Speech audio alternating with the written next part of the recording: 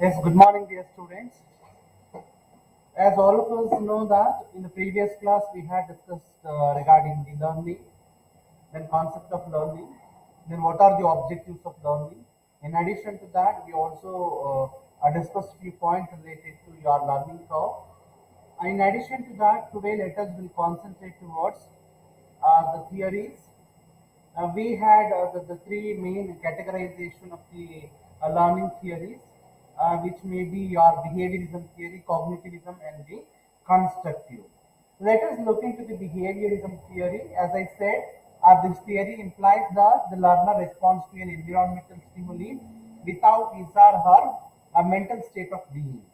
What I mean to say here, I mean to say that most of the circumstances it will be very the vibrant situation, knowingly or unknowingly, what you call they are going to be respond to a stimuli which are existed.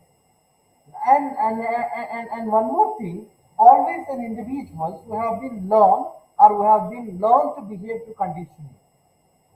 Certain predetermined conditionings will be there, certain predetermined situations will be there, according to which we need to be go for reacting by way of refining behavior or by way of a modified behavior or by way of we need to adjust the behavior according to the stimuli.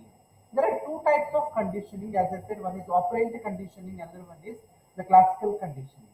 Let us go one by one. What is classical conditioning theory?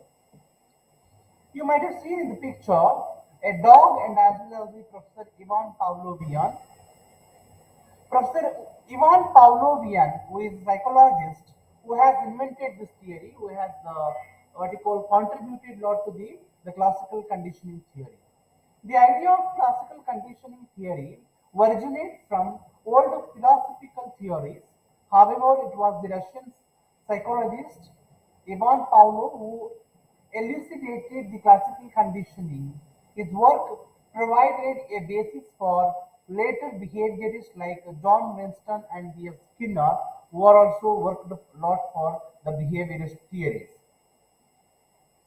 If you look at this theory, if you look at this picture, before going in detail about the conditioning, when I was talking about the behavioral theory, especially classical conditioning, as I said, each and every human being, each and every living creatures on the earth, they are going to be react, they are going to be behave for a certain stimuli. The stimuli which may be very new, the stimuli which may be existing one, but accordingly we need to be go for educate our brain, educate our mind, and thereby we are going to be react to it. Normally, this classical conditioning theory is one of the best examples for how a living creature, how a living thing on the earth, which will be reacting or which will be behave based on the certain stimuli. We have categorized the entire theory for the sake of better understanding. One is you look at the first picture before conditioning, and the second picture is talk about the before conditioning again, and during conditioning what happens, and after conditioning what happens. But if you say both are before conditioning, but certain stimuli are different here. Here the stimuli are different. In the first picture, if you look at, if you understand this picture, by that you can able to write the theory very well. They might be go for asking for the 10 mark questions or 15 mark questions in the examination. As I said, in case of before conditioning, in case of before conditioning, what I said, before conditioning, food unconditioned stimuli. Food is a unconditioned stimuli, but whereas in case of a dog, a living creature, when food is unconditioned, there is no condition at all. Directly we are going to be providing, we are offering the food to the dog. What is the response from the dog? What is the behavior of the dog here? Here, the dog is going to be salivating, the saliva which is coming out of the dog's mouth, because they are going to be providing a dry meat powder or dry meat to the dog as a food.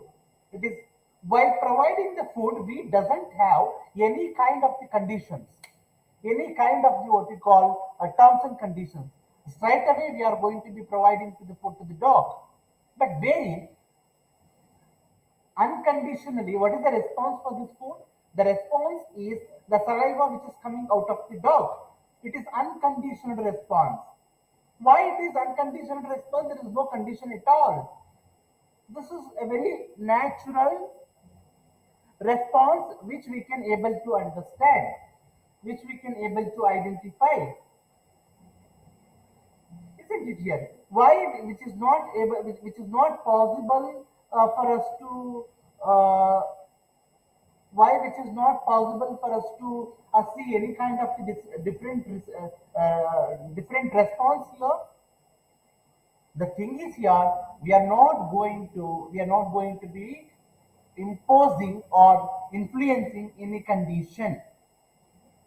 But in case of second picture, if you look at the second picture, what you can able to find in the place of food, you can able to find a bell. But what was the response from the dog? There is no response at all. Why there is no response at all? Because in the place of food, you might be, the dog might have seen the bell. That's why there is no response from the dog. Here, what we can say, food is a stimuli, unconditional stimuli, where in case of second picture, the bell is a neutral stimuli, which doesn't have anything else. It is just neutral. But the response from the dog is nil. We may say that no conditioned response. Here, neutral stimuli, no conditioned response. When you look at this, here food is unconditioned stimuli, unconditioned response. There is no conditions at all. You look at the third picture, wherein during the conditioning, what is the during the conditioning? That bell has been rung. After the bell, the food has been placed before the dog. The first, the bell has rung in front of the dog. Along with the bell, after the bell, the food has been provided to the dog. What was the response from the dog? Again, there will be an unconditional response, the saliva which is coming out of the dog's mouth. It will be for the first day. For the second day, it will be unconditional response. Because dog's brain has not read. The dog's brain has not known that they are going to be provide a bell is the first responses, the first incidents which has happened. But dog is not knowing that, after the ringing the bell, I will be able to provide the food. This is one day, the second day, and the third day, the response will be unconditional. There is no conditional response, because the dogs could not able to identify that after ringing the bell only I can able to provide the food. After attaining the certain period, the dogs came to know that after ringing the bell only the dog will able to get the food. That is what you can able to identify in the fourth picture. If you look at this picture, the bell is a conditioned stimuli. Why is the bell is a conditioned stimuli? You look at the second picture, there the bell was neutral stimuli because the food was not get associated with the bell. When food was not get associated with the bell, that's why the bell was neutral stimuli. In the third picture, the food was provided after ringing the bell. What we can able to see here, we can able to look at here, along with the bell, after ringing the bell, the food has been supplied to the dog. That's why unconditional stimuli response has come out of the dog's mouth. But in the fourth picture, after a certain period, the dog's brain came to know that after ringing the bell only I can able to get the food. So here, what is the bell position? The bell is a conditional stimuli. If the bell runs, if the bell start runs, they came to know that, my food is coming ready. My food is getting ready. Within a fraction of second, they can able to provide the food to me. That is what the dog's brain can sense it. The dog's brain can start working on it. After the ringing the bell, they can able to provide the food. Then, whenever the bell has started ringing, that automatically there is a conditioned response. Why it is a conditioned response? The condition is a bell here. Once you rang the bell, the dog's brain came to know that the dog's brain get ready that the food is going to be supplied in any way. Isn't it here?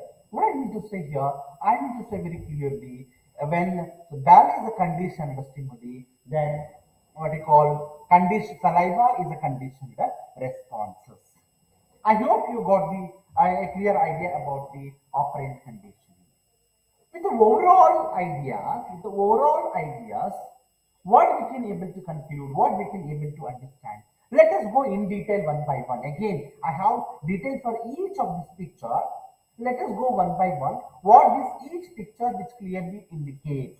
What this each picture which clearly delineates about the what we call the concept. As I said, each one of this picture is going to be talking about the situation or the environment within which one can able to understand, one can able to behave, one can able to what we call react to it. Isn't it here? How one can able to react to it. Here, what is a reaction? What is the base for reaction? These are all the bases for the reaction. Accordingly, they need to be go for what we call reactivity. Anyone can. Here, dog you can use a rat, you can use a man.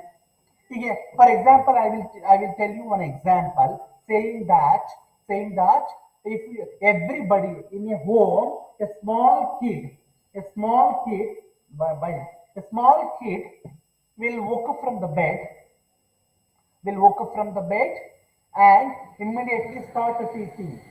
Immediately start teaching. No one will tell. Very initially, the father and the mother and the caretaker, they used to say that, oh, you go for teeth, you can go for brush your teeth. After some time, nobody will tell you can go and teeth your brush. Go and brush your teeth. Nobody will tell go and brush your teeth because it is a your brain has already been ready. With all this, one can able to understand these are all the practice. Again, these are all the practice. Again, the practice is going to be speech that your brain practice will makes your brain to learn. You are going to be learning by your experience, by your activity. And what are the conclusions? At the end, what conclusions we may able to draw here? We may able to draw here certain conclusions. We may able to draw here certain conclusions based on the experiences and based on the what we call based on the certain ideas which are depicted in the what we call the theory. I hope everyone is getting my voice. Here some disturbances is going on outside, but still I'm bit louder my voice by which you can able to understand. Okay, in the reality, people do not respond exactly like Pavlov's dog. But we can know that how the dog is reacting, but human beings or the people may not react like same. Somehow we are going to be react, but it is not merely like dog because we have certain differences. The dog is an animal. Yes, man is also human animal, but man is gifted by thinking capacity.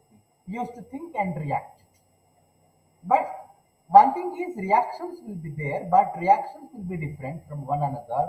The way in which they learn, the way in which they are going to be what we call acquire the skills and the knowledge. There are, however, numerous real-world applications for classical conditioning. For example, many dog trainers use classical conditioning techniques to help people to train their pets. Most of them they are going to be using this theory as one of the best what you call input to train the pets and the dogs. Like that, these techniques are also useful in the treatment of phobias or anxiety problems. Whenever the work pressures will be there on the human being in an organization, again, when normally the people will be having a lot of phobias and the anxiety. In order to bring them to out of the anxiety, they can go for using these techniques. Teachers are also are able to apply classical condition in the class by creating a positive classroom environment to help the students to overcome anxiety or the fear. That is, the students who are performing low, who are performing a very poor, for them they are going to be creating a positive atmosphere, wherein giving lot of positive inputs to them, and they try to bring those poor performing students out of the anxiety and the fear. By then they can able to what you call achieve the goal. Pairing an anxiety-provoking situation, such as performing in front of a group with pleasant surroundings, help the student learn new associations. I will give you an example. In your organization, in your home, your 6 members, in front of the 6 members, you can able to you are able to speak very loudly, very confidently, very courageously. But when you come to your office, when the group of people who sat in front of you, you could not able to talk very boldly. You could not able to address them very boldly. Why? The situation is different. In home, you may feel it is a pleasant environment, the pleasant surroundings. When it comes to the office, you may not feel it is a pleasant environment. But as an employer, as an what you call the organization, we should create such a pleasant environment, such a pleasant surroundings. By that, one can able to what you call learn, and one can able to do to perform the task without having any kind of a hazards, or without having any kind of fear in their brain. And the second one is operant conditioning theory. As I said, I was talking about the classical conditioning theory. It is a bit change. It is almost more or less it is same. Classical conditioning theory and the operant conditioning theory. Only few aspects, only little aspect which will be changed. That I am going to be addressed here. Operant conditioning theory. This theory put forth by or advocated by B.F. Skinner that explained how we acquire a range of learned behavior exhibited each day. This theory is going to be strongly advocate, strongly what you call delineate how whatever the knowledge which we have acquired in different range of learned behavior, and how we need to exhibit it each day. After, when we are able to understand, when we are able to learn, then only we can able to what we call we can able to understand, we can able to understand the each behavior, and the type of learning that occurs through reward and punishment for behavior. What is the type of that behavior? The type of learning that occurs through rewards and punishment for behavior. For a learning, you may get the rewards. For example, you are an employee. You learn that within a short span of period, how you are able to produce the articles, how best you are able to produce a qualitative services, how best you are able to render the qualitative services towards your clients within a short span of time with a lesser cost, for which you are going to be get a reward. Why you are going to get a reward? You are going to be get a reward because you learn and you achieve within a shorter span of period and with the lesser cost. That's why you are rewarded. But suppose if you learn but you behave differently, then you will be having a punishment for your behavior, your disgust behavior. Sometimes we may say that you should not show your disgust behavior. That means certain behavior which does not fetch any rewards, instead of that which will get the punishment. Which are those such behavior? It may be negative influence, which may be negative behavior, which influence negatively on the surrounding environment or other group of employees who work in the organization. For such behavior, definitely there will be punishment. And do you think the punishment is the only solution? The purpose of punishment is to improve the behavior or to modify the behavior. Whatever the negative behavior which they have been exhibited, it has been negatively skewed, it has negatively what you call influenced, in order to bring out, in order to brought the changes or modification in those behavior, punishment is a solution. They are going to be used the punishment as one of the a tool to make them to be exhibit a modified behavior. Association is made between the behavior and a specific consequences for the behavior. Where the association is required, association is made between a behavior and a specific consequences, because the behavior is always not an independent. Why it is not an independent? It is always dependent on a situation or a circumstance. How the situation will be created, accordingly my behavior will be changed, accordingly I am going to be reacted, accordingly I am going to be what you call react to it. That's why always a behavior and the consequences are the base for the consequences and circumstances are the base for the change in the behavior. That's why we may say that behavior is not an independent, which is always dependent on a consequences and the circumstances which is going to be created or which has already been created.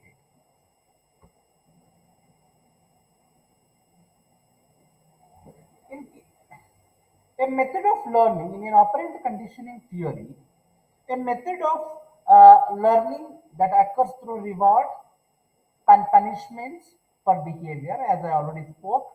The theory was advocated by Skinner, who was a behaviorist. Skinner was interested in objectively measuring human behavior. He was very much what you call interested in measuring the human behavior in an organization, and reject the ideas that internal thoughts and motivation explain the behavior. He only wanted to examine the behavioral causes of human behavior and was interested in how the consequences of people's action influenced their behavior. Divide the behavior into measurable units.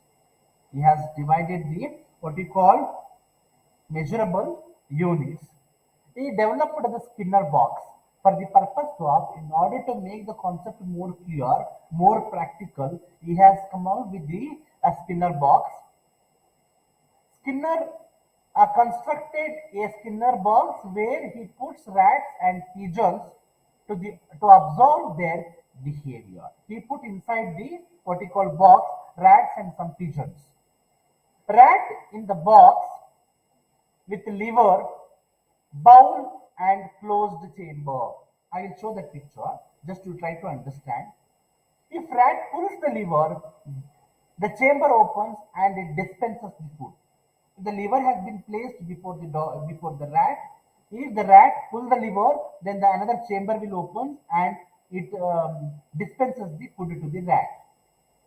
Initially, the rat does not know that if it pulls the lever, the food will is dispensed. Very beginning, the rat was not knowing that if I press the lever, my food will be dispensed, because it's not knowing. Simply, it has been put inside the box with the lever. The rat discovers the accidentally through the rat was not, somebody else has not taught the rat to pull the lever, but instead of that, the rat has accidentally discovered. Why accidentally discovered? Because the rat has angry. When the rat has angry, it is working, moving here and there in the box. While moving here and there, while rushing here and there inside the box, accidentally the rat has pulled down the lever. When the rat has accidentally pulled down the lever, the chamber has another chamber has opened and the food has been dispensed to rat. Just you see here, the you see here, the rat has put inside the box. The lever is there. The rat moving here and there. When the rat pull down the lever, another chamber will open. The food will be dispensed to the rat. Skinner's operant conditioning chamber was designed to teach rats how to push a lever. This behavior is not natural or natural to rats. It is not natural. As I said, it is by accident. Suppose immediately if you put the rat, after putting the rat, immediately the rat start pulling the lever means it is a natural. If the rat is not pulling the lever, it has pulled the lever by accidentally. That's why it is not the natural behavior of rat. So operant conditioning with the positive and the negative enforcement were performed in order to teach the behavior. Here both positive and negative is there. What is those positive and the negative? A positive reinforcement is here. A rat was rewarded with the food when he pressed the lever. When the rat pressed the lever, when the rat learned how to push the lever by putting the hard work, for his hard work, reward is food. Another chamber will open, the rat will get the food. What is the negative reinforcement here? A rat was unable to turn off electric shocks produced by the floor by pressing the lever. You might have seen. A rat was able to turn off electric shock produced by the floor by pressing the lever. That's the behavior. When it press the lever, automatically the floor will be what you call on the floor, the electric shock will be produced by the floor. This is the negative reinforcement. What is the conclusion at the end? At the end, one can able to conclude here based on that experiment, based on that argument. The operant conditioning can be applied in several ways in the learning environment. When an instructor has the ability to differentiate what best suits a student in a learning skills and ideas, thus its application can enhance these environments and students' knowledge and is a fantastic tool for the education. We may say that it is very fantastic tool for education. Once again, let me repeat it. How this theory will be applicable to the student's life. What is the positive reinforcement? Keep on practicing, studying, learning. One can able to clear the exam. One can able to qualify the exam. Then later by, he can able to get very good score in the examination for his hard work and for his learning. When it comes to when it comes to when it comes to the negative reinforcement, when a student he could not able to learn properly, he could not able to come out with the hard work, he may be failed in the examination. That will be negative reinforcement. I hope you got this theory. The third one, let us go for talking about the social learning theory. The social learning theory states that people learn from one another via observation, imitation, and the modeling. Just you look at this picture. Observation,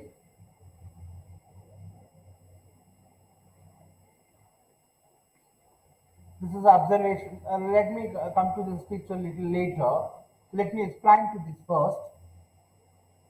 That the learning theory, social learning theory, states that people learn from three aspects. Observation.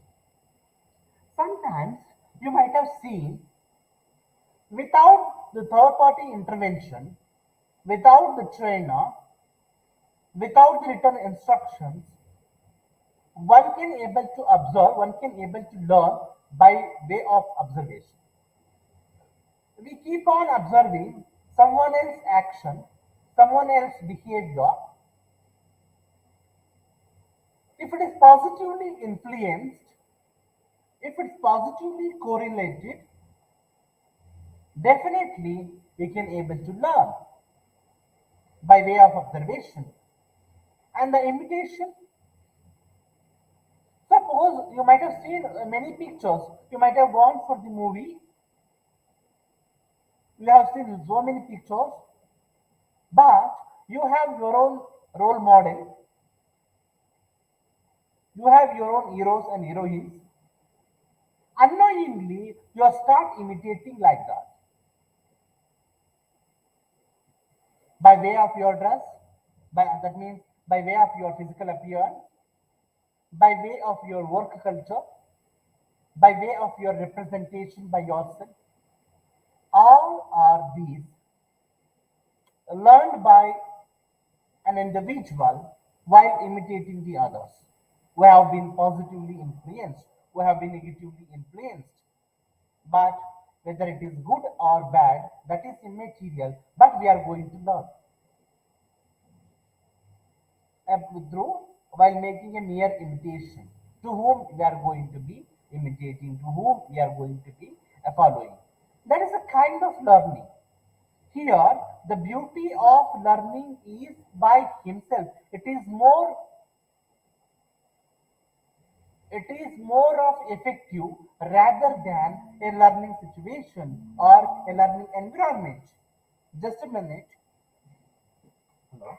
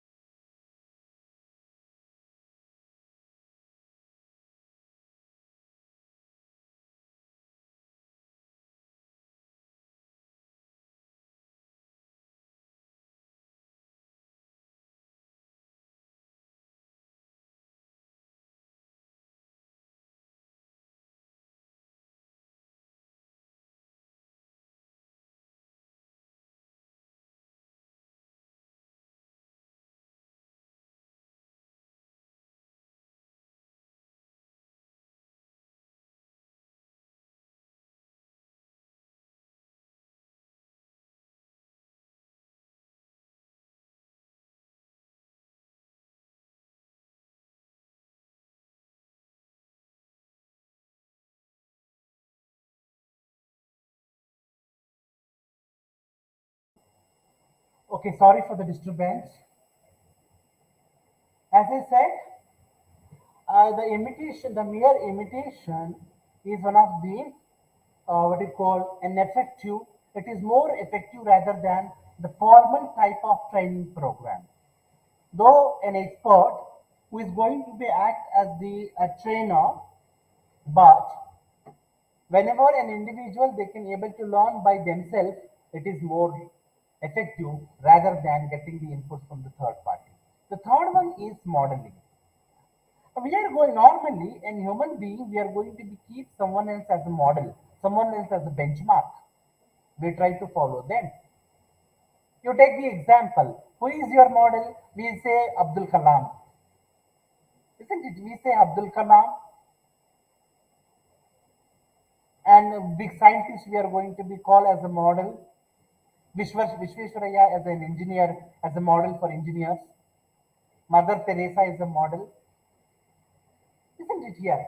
We are going to be keep someone else as a model, as a benchmark, where we try to follow, we try to adopt their style of functioning, their style of doing the activities as the right in a right perspective.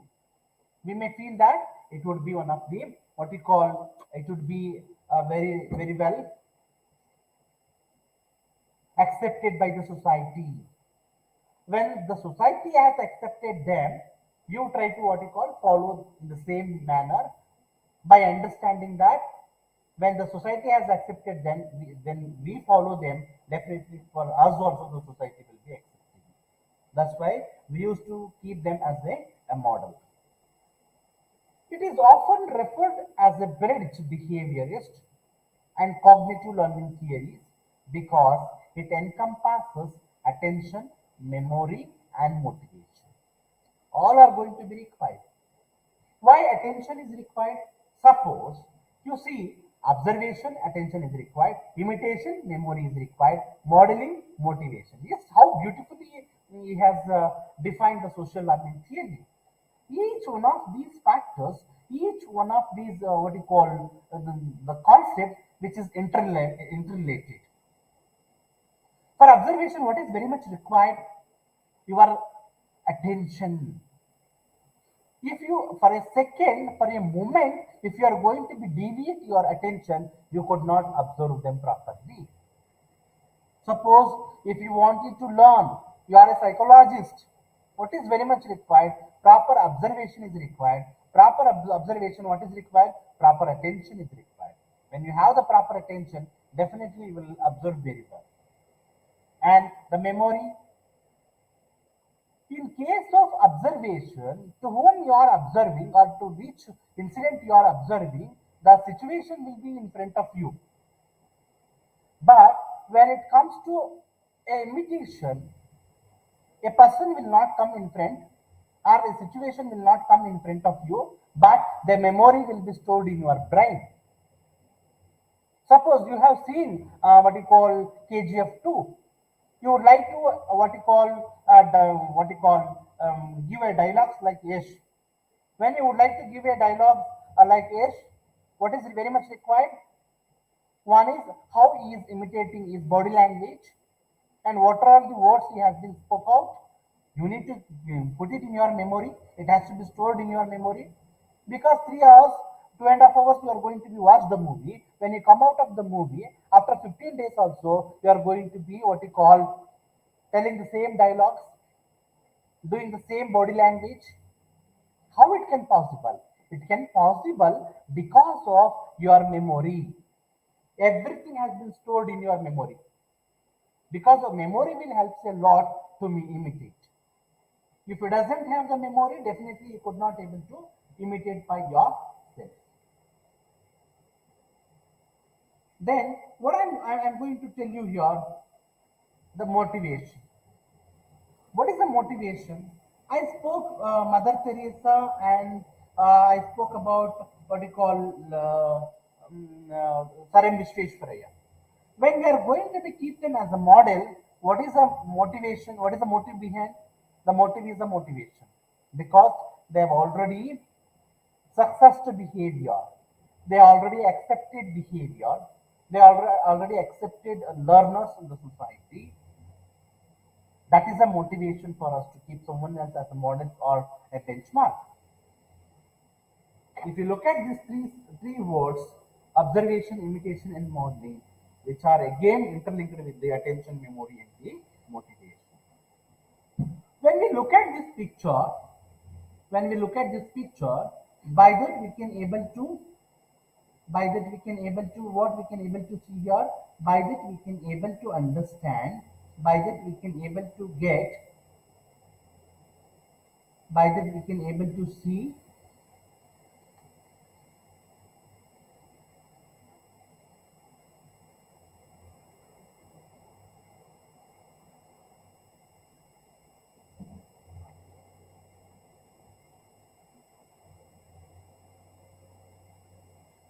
by that we can able to what you call see this picture, social learning theory, innate, environment, so learning, and the model.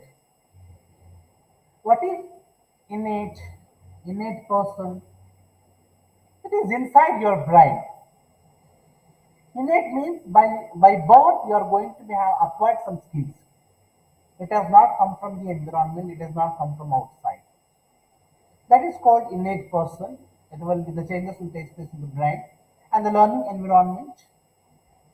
You have imbibed by certain skills, certain knowledge by birth, and certain things you learn from the environment by experiencing. Both by imbibed behavior and acquired behavior from the acquired skills from the environment, you will make it model the behavior. Just you look at the arrow marks, all are interrelated. This innate person, that is imbibed skills and knowledge will also be contributed to the model behavior, and the acquired skills and knowledge from the environment which also contribute towards the model behavior. all put together, you can able to completely come out of the what you call the model behavior. And we have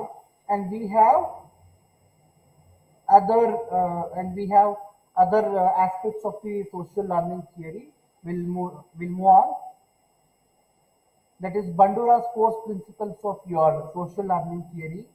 In case of Bandura's four principles of learning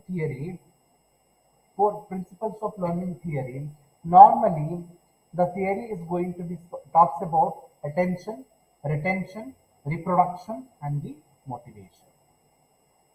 Let us go one by one. What is this attention? We cannot learn if we are not focused on the task. That is what I said. What is very much required? Whatever you wanted to learn, you have to learn whenever you have the focused behavior. You need to focus, you need to learn, you need to understand.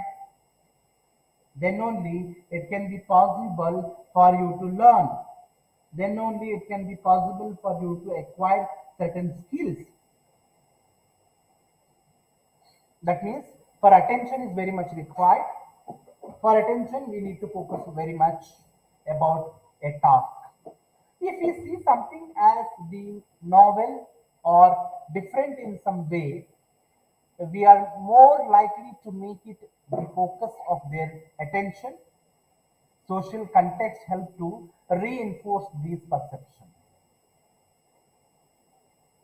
isn't it? And the retention, we learn by internalizing the information for our memories. Certain things we are going to be what we call retained for the future references. It will be stored in the brain. We recall that information, that stored information in the brain later when we are required to respond to a situation. Whenever the certain circumstances, situation or arises, that is similar to the situation in which we first learn the information. Whatever the information which is stored by our brain, we are going to be recollected. We are going to be recall those information out of our brain or out of our memories. By this we can able to understand. Third one is reproduction. We reproduce previously learned information. What are those learned information? It may be skills, behavior, and the knowledge. When we acquire, however, the practice through mental and physical rehearsal often improve our response. We keep on practicing, we keep on rehearsal. That indicates learning again and again. You keep on learning. We have a proverb saying that practice makes man perfect. What is the practice? Again, learning again and again, the same thing, the same situation. That is what the reproduction, as and when it is required. And we have the motivation. We need to motivate it to do anything. Often that motivation originates from our observations of someone else being rewarded or punished for something, punished for something by doing, punishing something they have done or said. This usually motivates us later to do or avoid doing the same thing. You just try to understand this word. We need to motivate it to do anything. First of all, there should be a motivation.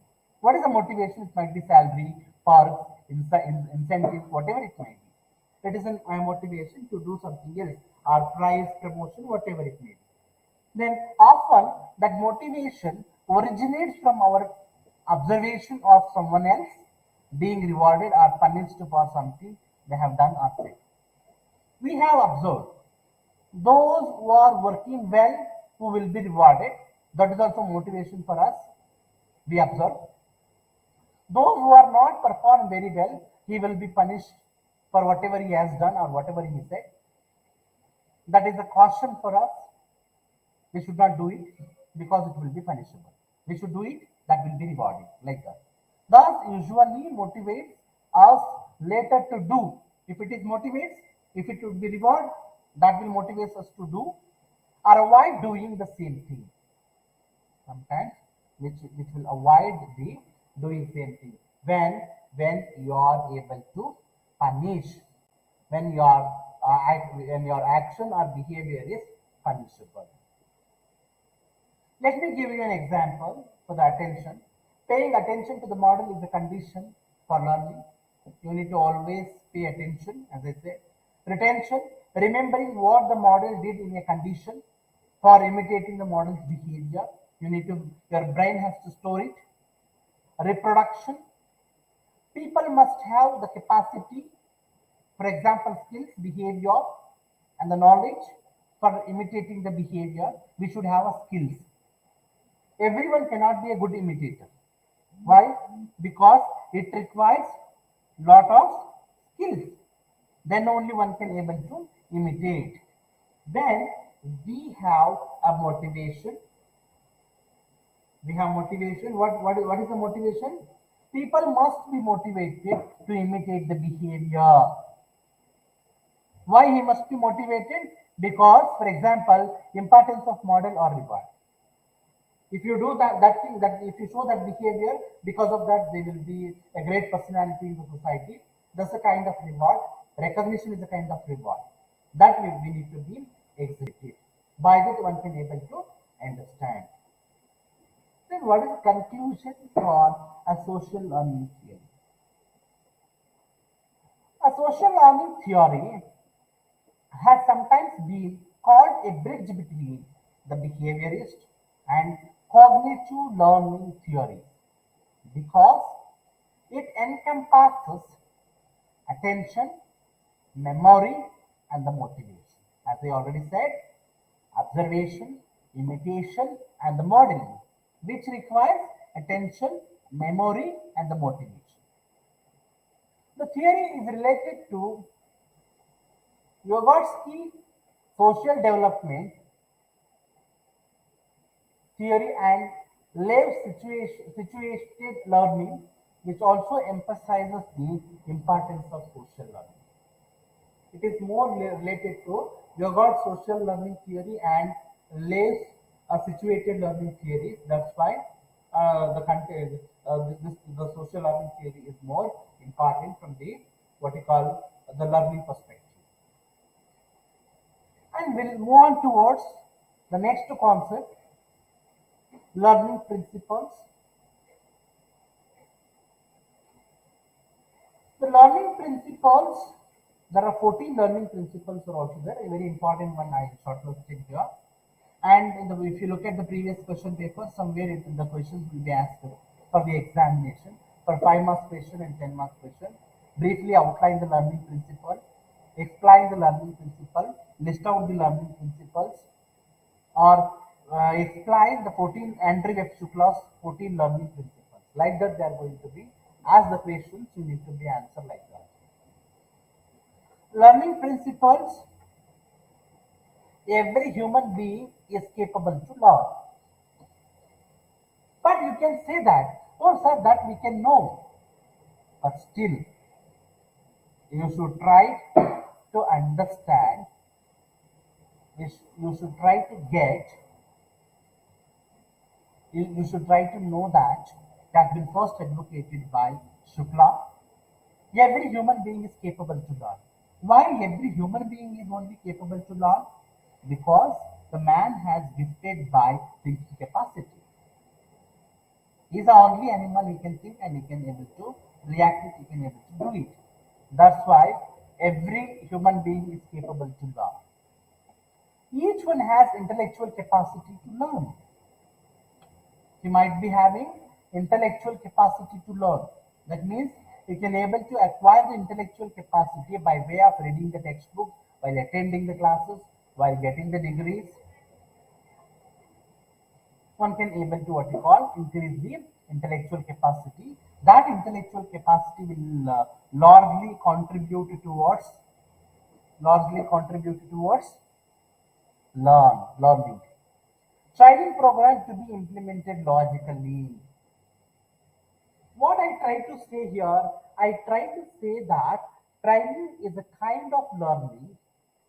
Learning is going to be imposed through training program, wherein one can able to learn. Training program to be implemented logically and scientifically. How the training models to be designed, what contents to be included, covered, who is a technique, who is the what you call expert, who impart the training, what is the topic, how many number of the employees, the capacity of the employees, all are this going to be a matter. While taking all this to the consideration, they can design and implement the training program very logically and scientifically. Different level of learning which will exist, that we know. Whenever a learning environment has been created, a different learning situation is going to be arises. What was those? A fast learners, a slow learners, quick learners, or slow learners. These are the different ways it will be arises. For poor learners or slow learners, a trainer should create lot of interest and motives are very much essential. They need to create a lot of interest and motivation. For the poor performers are very slow learners. By that, they can able to learn. They can able to acquire the skills. Next one, time to be provided to practice.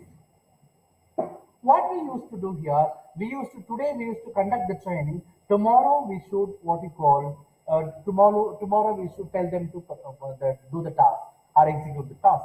It is not the way.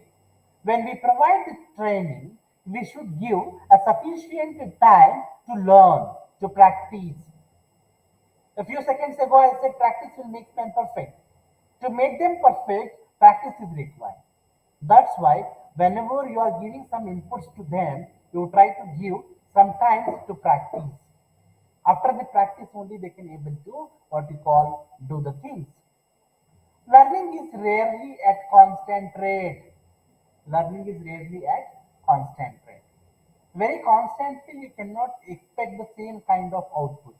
It may be varying from individual to individual based on their skills and the knowledge. Let us move on towards certain other learning principles which was developed or advocated by Andrew Webb Shukla. That is also called as 14 learning principles of Andrew Webb Shukla or Andrew Webb Shukla's learning principles. However, they ask you need to write the same thing. The first learning principle is learning is possible to all human beings that I already spoke. Every individual it is possible for them to learn because they have gifted by the what we call thinking capacity. Individual must be adequately motivated to learn and change the behavior. Some of the employees they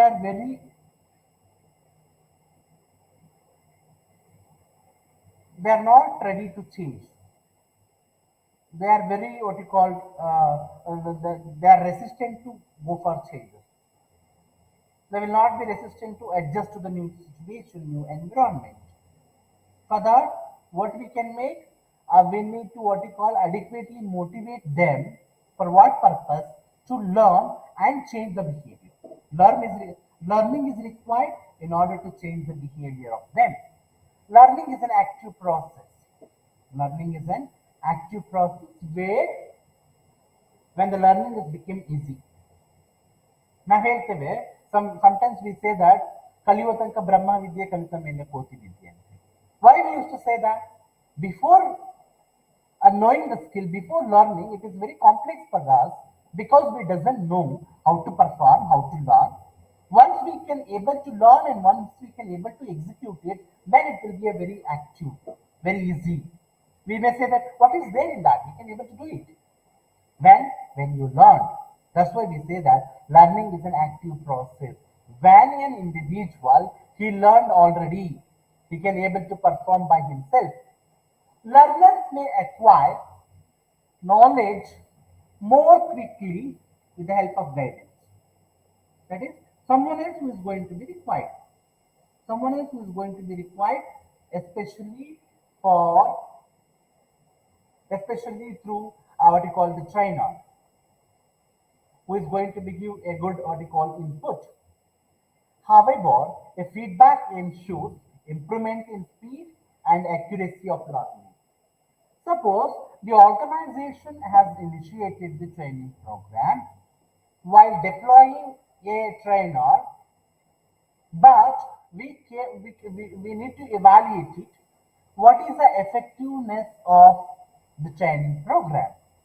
The effectiveness of the training program, which may be assessed with the help of getting the timely feedback from the audience, which ensures, which will be used for further improvements in future, especially in speed and accuracy of the learning for the individuals.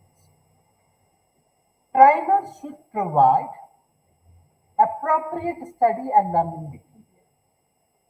Before going to start any training program, the trainers must provide appropriate training and study material, learning and study material. For example, the KSOE has given you the study material well in advance. When you got the admission, you are given the study material. While before commencing the contact program or before commencing the examination, at least you try to understand what are the components. In case if you have any kind of difficulties or complexes arises while reading, you can able to get the clarification during the contact program. That is the intention. In the same way, in an organization also, they used to provide the training appropriate study material and learning material well in advance before commencement of the training. By that, one can able to clearly understand what was the training, what are the probable topics to be covered in the training program. One can able to understand and they can seek the clarification from the expert. Trainers learn best in adult ways. Trainers, they can able to learn best in the adult ways. They must be provided with sufficient time to practice. That is, I already said in earlier slide. On the one hand, you are going to provide the training. On the other hand, you are going to give a sufficient time.